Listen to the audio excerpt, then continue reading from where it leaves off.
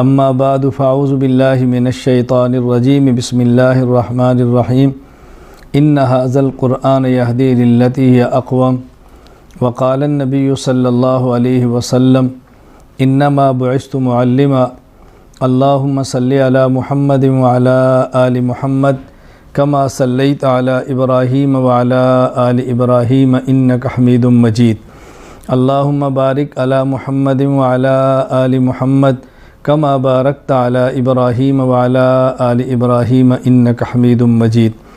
اللہ تعالیٰ نے قرآن کریم مقدس لا ریب کتاب ہمیں عطا فرمائی۔ خوش قسمت وہ لوگ ہیں جنہوں نے رمضان المبارک کی 20 رکعت تراویح پڑھی۔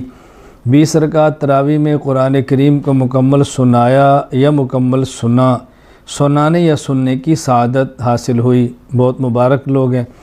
رمضان مبارک کے مکمل روزے رکھے۔ اللہ تعالیٰ تراویح کو، رمضان کے روزے کو، دیگر عبادات کو اپنے کرم سے قبول فرما لے۔ بہت سارے ممالک میں آخری روزہ کل ہے، یعنی شروع ہو رہا ہے۔ بہت سارے ممالک میں شاید اس کے بعد ہو۔ کہیں 29 شب ہے، کہیں 28 شب ہے آج۔ اللہ تعالیٰ سب کی عبادات کو قبول فرمائے۔ میں آپ کی خدمت میں گزارش یہ کرنا چاہتا ہوں کہ رمضان المبارک کی عبادات کو رمضان کی آخری شب جو کہ لیلۃ الجائزہ انعام کی رات ہے، اس رات کو ہمیں عبادت میں گزارنا چاہیے۔ یعنی رمضان کی گزارنے کے بعد آخری شب کا معنی آگے صبح یکم شوال عید الفطر ہے۔ اس رات کو عبادت میں گزارنا چاہیے، اس کو ضائع نہیں کرنا چاہیے۔ اور گزارش یہ کرنی ہے کہ جن حضرات کے ذمے صدقۃ الفطر ہے اپنا اولاد کا، ان کو اس کی ادائیگی بر وقت کر دینی چاہیے۔ عید کی نماز کا اہتمام کرنا چاہیے، بر وقت عیدگاہ میں پہنچنا چاہیے، اور عیدگاہ میں مرد حضرات جائیں۔ میری خواتین ماؤں اور بہنوں بیٹیوں سے گزارش ہے کہ آپ کے اوپر شریعت نے نہ رمضان کا غیر رمضان کا جمعہ رکھا ہے، نہ ہی آپ کے ذمہ عید کی نماز رکھی ہے۔ آپ گھر کو سنبھالیں، شوہر عیدگاہ میں جائیں، واپس آئیں تو کھانا تیار ہو، بچوں کو تیار کریں، شوہر کو تیار کریں، عیدگاہ تک پہنچائیں، وہ آئیں تو ان کے لیے آپ گھر کو سجا کے رکھیں، کھانا تیار کر کے رکھیں۔ یہ خواتین کی ذمہ داری ہے۔ خواتین کو عیدگاہ کی طرف نہیں جانا چاہیے، میری آپ سے گزارش ہے۔ پھر عید کے موقع پر بہت سارے ممالک خصوصاً ہندوستان میں بہت معاملات اس حد تک بیماری کی وجہ سے اور کرونا وائرس کی وجہ سے، آفت کی وجہ سے اور وبا کی وجہ سے خطرناک ہیں، دل خون کے آنسو روتا ہے۔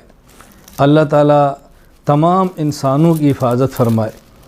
جو اس وبا میں مبتلا ہیں اللہ ان کو صحت عطا فرما دے۔ جن علاقوں میں بیماری نہیں پہنچی اللہ ان کو محفوظ رکھے۔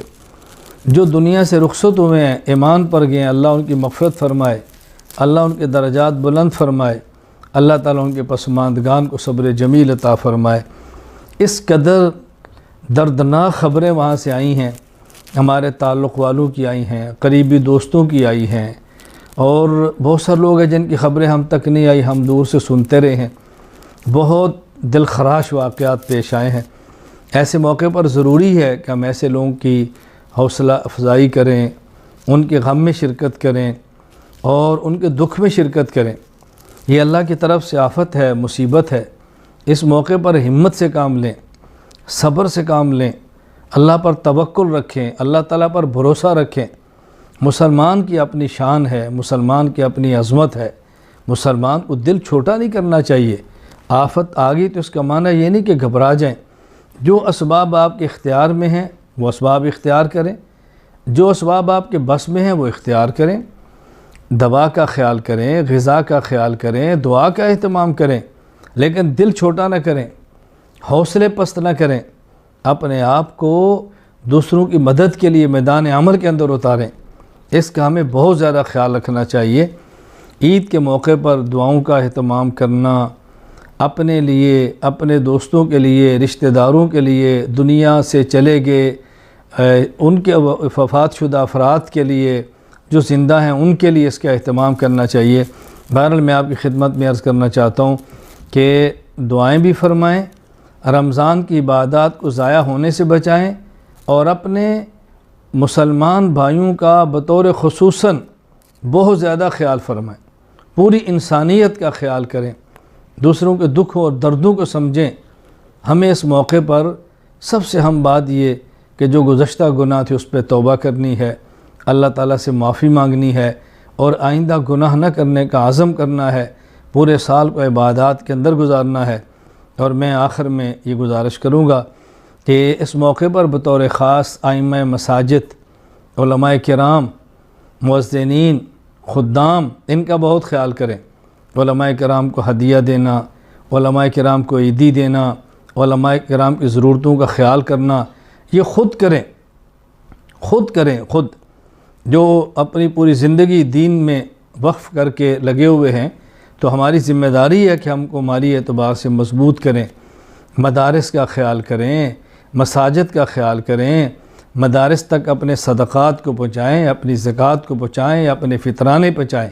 تو میری آخر میں آپ سے گزارش یہ ہے کہ آپ حضرات اپنے اپنے علاقے کے ائمہ مساجد، علماء کرام کا خیال کریں، عیدی دیں، خدمت کریں، ہدیہ پیش کریں، تاکہ ان کا مزید شوق بڑھے، رغبت بڑھے دین کی خدمت کرنے کے اندر۔ اللہ تعالیٰ مجھے اور آپ سب کو دین پر عمل کرنے کی توفیق عطا فرمائے۔